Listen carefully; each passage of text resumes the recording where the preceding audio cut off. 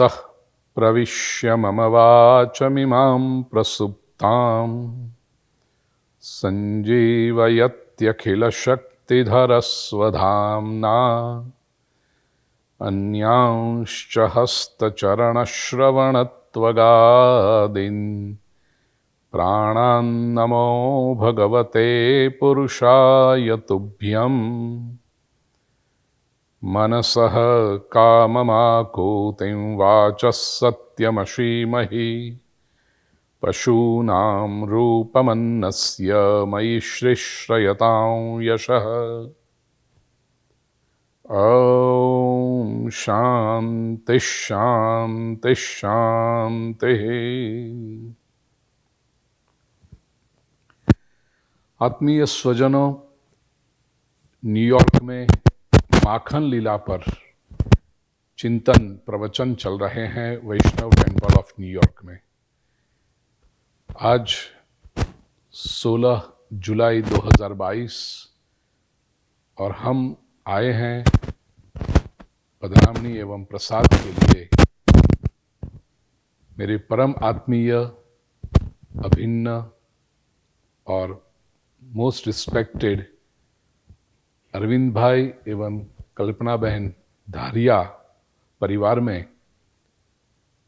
अरविंद भाई समग्र केवल गुजराती कम्युनिटी नहीं कहूँगा, लेकिन समग्र इंडियन कम्युनिटी जो न्यूयॉर्क में है उनमें एक बहुत आदरणीय नाम है, प्रतिष्ठित परिवार है। समाज को मार्गदर्शन करने में केवल इंडियन कम्युनिटी नहीं, इवन अमेरिकन कम्युनिटी में भी अरविंद भाई का योगदान बहुत अच्छा रहा है।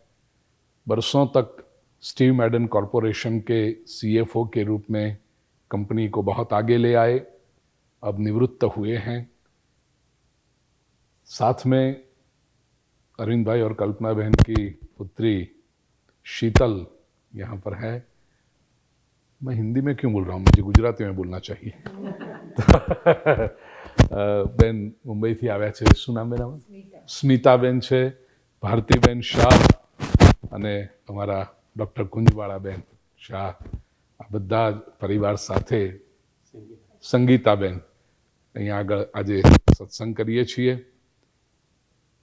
પ્રિય સ્વજનો, પરિવારો સાથે, કેટલાક સ્વજનો સાથે જે આત્મીયતાનો, સંવેદનાનો સંબંધ બંધાય, અહીંયા બેઠેલા દરેક જણ એવી રીતના ખૂબ જ આત્મીય છે। છેલ્લા 30 વર્ષથી લાગણીના સંબંધોથી જોડાયેલા હોઈએ અને પ્રશ્ન, એક નાનકડો પ્રશ્ન અરવિંદભાઈ આજે પૂછશે ને એનાથી જ આપણે સત્સંગ કરીશું। અરવિંદભાઈનો પ્રશ્ન છે કે 65 વર્ષની ઉંમર પછી ચિંતાઓ જે વધતી હોય એ બધી ચિંતાઓથી કેમ મુક્ત થઈ શકાય અને વૃદ્ધાવસ્થામાં સિનિયર સિટીઝન તરીકે કેમ સુખેથી, પ્રસન્નતાથી અને શાંતિથી જીવન વિતાવી શકાય, એવો પ્રશ્ન અરવિંદભાઈનો છે। Arvindbhai, this is one of the most frequently asked questions by senior citizens અને most important question, કારણ કે જીવનની યાત્રામાં આગળ વધતા વધતા દરેક જણે ક્યારેક ને ક્યારેક તો આ પડાવ પર પહોંચવાનું છે।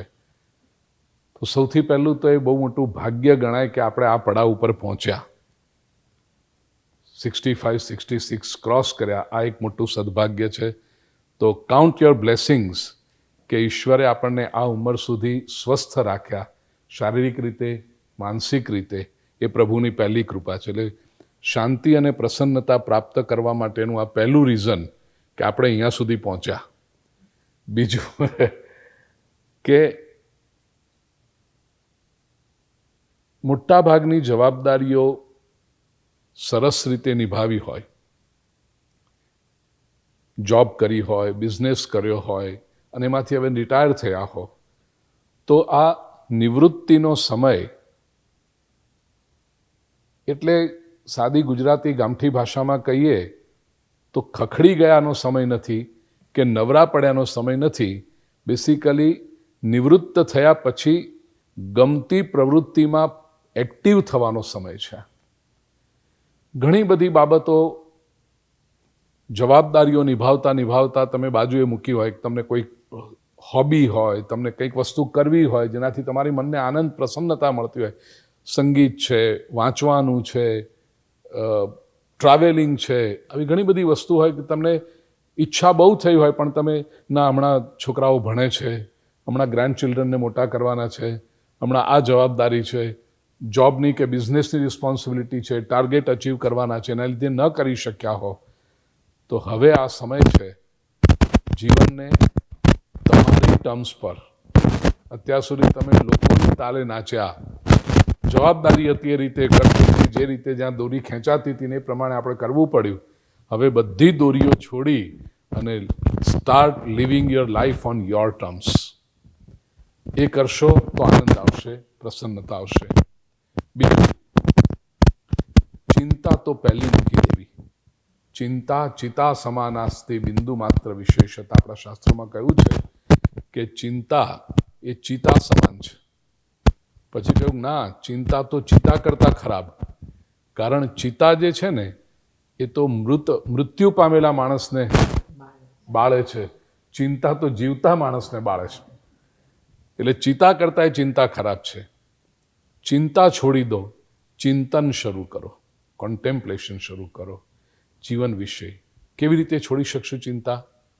પહેલું, તમે તમારી બધી જવાબદારીઓ સરસ રીતે નિભાવી છે, તમારા પોતાના પ્રત્યે, સંતાનો પ્રત્યે, ફેમિલી પ્રત્યે, એક્સટેન્ડેડ ફેમિલી પ્રત્યે અને સમાજ પ્રત્યે. નોઈંગ યુ પર્સનલી, અરવિંદભાઈ, જનરલાઇઝેશનના પણ સ્ટેટમેન્ટ આપી શકું, પણ નોઈંગ યુ, મને ખબર છે છેલ્લા 28 વર્ષના આપણા સંબંધોમાં you have done your duties very well. એટલે હવે જેને જેને સપોર્ટ કરવાના હતા એને સપોર્ટ એટલા સરસ રીતે કર્યા છે કે they are on there on. હવે એવા સક્ષમ છે લોકો કે આપણને જરૂર પડશે તો દોડતા આવશે. આપણે કંઈક પૂછવું હોય તો એમને પૂછવાનું, એ આપણને પૂછે એવી અપેક્ષા નહીં રાખવાની. That includes your professional life also. એટલે એ લોકો પૂછવા આવે, આપણે ચોક્કસ બેઠા છીએ with rich experience of life and all other fields. ન પૂછે તો રાજી થવાનું કે they are capable to take there on decisions.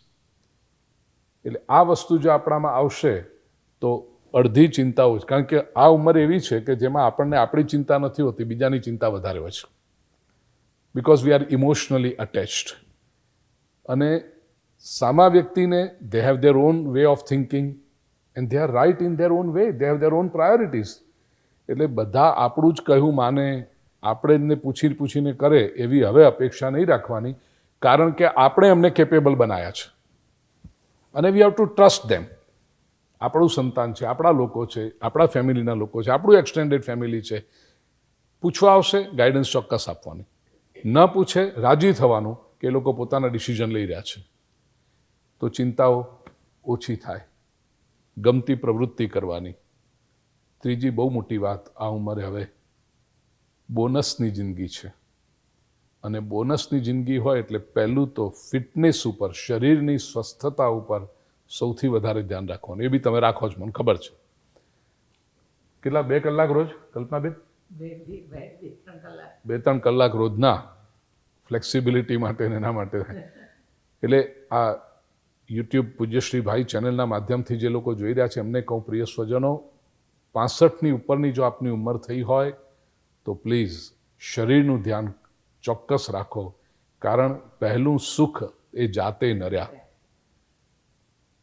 બીજું બધું જ હશે આપણી પાસે, સરસ મજાનું મકાન હશે, સુખ સગવડના સાધનો હશે, ચમકતી ગાડીઓ હશે, હેફ્ટી બેંક બેલેન્સ હશે, સરસ મજાનું ફેમિલી હશે, બધું જ હશે, સમાજમાં પ્રતિષ્ઠા હશે, પણ આપણું પોતાનું શરીર જો નહીં ચાલતું હોય તો આ બધું શું કામનું?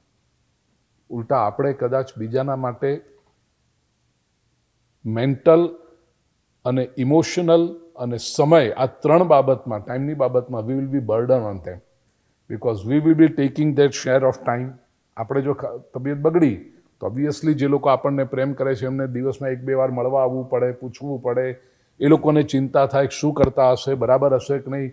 દીકરો દીકરી દિવસમાં 4 વખત ફોન કરીને પૂછે, are you all right, are you all right, did you go to the doctor, did you take your medicine. આ બધું ન થાય અને એ લોકો પોતાની જિંદગી શાંતિથી જીવી શકે એટલા માટે આપણે આપણા શરીરનું ધ્યાન રાખવું બહુ જરૂરી છે. એનું કારણ બધા જ સંસ્કારી છે, બધા જ ડાયા છે, everyone is good and nice, પણ ફિઝિકલ પેઇન તો આપણે જ સહન કરવાનું છે ને. અને એ જો ન કરવું હોય તો એટલા માટે શરીરનું ખૂબ ધ્યાન રાખો, ખાવા પીવા પર કંટ્રોલ કરો. બહુ મોજ શોખ કરી લીધા, બહુ બધું ચાટી ચપાટી લીધું, હવે જેટલો અંકુશ આપણે લાઈફસ્ટાઈલ પર આવશે એટલું આપણા માટે સારું છે. હેલ્ધીલી જીવી શકશું, અને healthy mind stays in a healthy body. શરીર જો હેલ્ધી હશે તો માઇન્ડ પણ હેલ્ધી થશે, માઇન્ડ પણ ફ્રેશ રહેશે. અને આ બધું જો ભેગું કરીશું, અને છેલ્લે બહુ જ અગત્યનું, પ્રિય સ્વજનો, ધર્મ અને આધ્યાત્મિકતા તરફ વળો. જેટલો સમય આપ હવે ધર્મને માટે આપી શકો, સ્પિરિચ્યુઆલિટીને માટે આપી શકો, ભગવદ્ ગીતા, શ્રીમદ ભાગવત, રામાયણ, મહાભારત, ઉપનિષદો જેવા ગ્રંથોનું અધ્યયન કરો, બને એટલા મૂળ ગ્રંથો વાંચો. આ ઉંમર હવે એવી છે પ્રિય સ્વજનો કે બહુ સેક્ટેરિયાનિઝમમાં, બહુ સાંપ્રદાયિકતામાં પડશો નહીં. સનાતન ઋષિઓએ જે માર્ગ ચિંધ્યો છે, ઉપનિષદોમાં, ભગવદ્ ગીતામાં ભગવાન શ્રી કૃષ્ણે જે માર્ગ બતાવ્યો, એ માર્ગ છે, રાજવિદ્યા છે, એ રોયલ રોડ છે. અને એમાં જો જશો તો આત્માનું પણ કલ્યાણ થશે, મન પણ પ્રસન્ન થશે. એનું કારણ પોઝિટિવ થિંકિંગ માટે ભગવાન શ્રી કૃષ્ણથી વધીને બીજો કોઈ ઉપદેશક હોઈ શકતો નથી.